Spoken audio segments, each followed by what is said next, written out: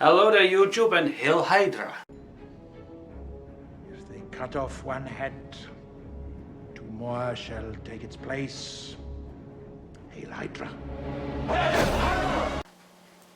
Now, today I'm going to talk about, well, again, Spider-Man. Ever since the announcement that Spider-Man would be joining the MCU, people have been going into celebration about it. And yeah, everyone has a reason to celebrate. This has been what fans, most fans, not me, have been begging for so long.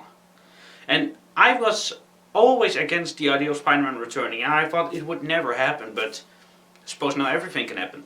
I was always the one to say, if Zemo appears in Civil War, which is what I most wanted, then I'd be okay with everything. And I am.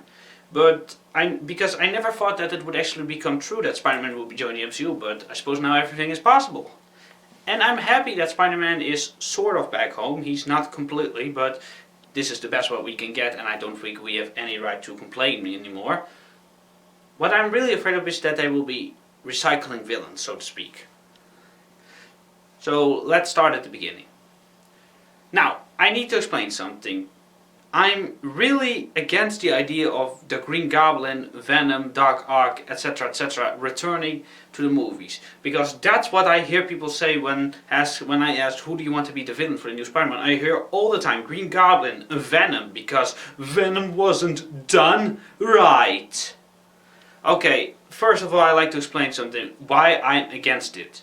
I don't want to see the same villain every goddamn time.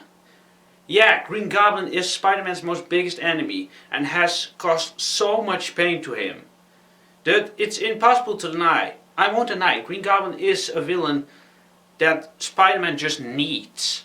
But he doesn't need to appear in every movie. He doesn't need to be the main villain of every fucking movie. I love Green Goblin as a villain, but come on, it's just too much. Every time there's a topic about it, I always have to say Green Goblin has no right to appear. Venom has no right to appear. They already appeared, give another villain a chance.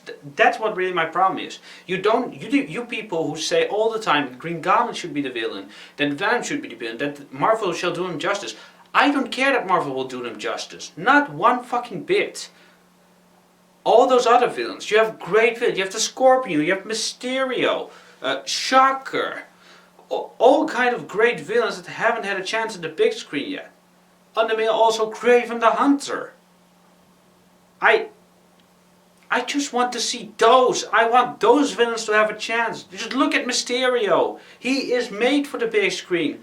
Now's his chance to shine. Just give him a chance. But no, all I hear is Venom, Green Goblin, Doc Ock.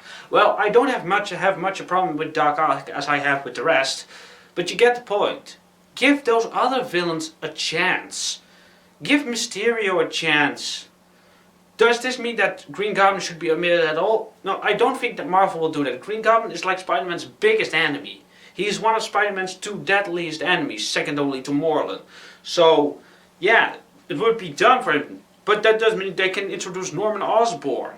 I mean, they don't necessarily have to put Green Goblin in it. I mean, Norman Osborn is quite something. Green Goblin is already a great villain on his own, but Norman Osborn on his own can be a great character for the entire Marvel Universe.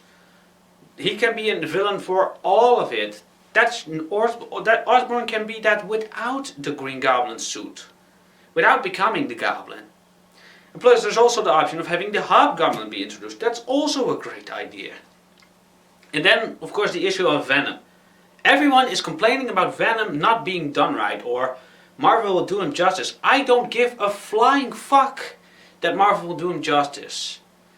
When I saw Venom for the first time, I was 13 or something, and I had no knowledge of his comic books. I had no knowledge of what he was like in the comic book. I just saw him in the movie and I thought like, yeah, cool, that villain looks scary and fucking creepy, he's amazing. That's what I thought. That's what I thought at the time.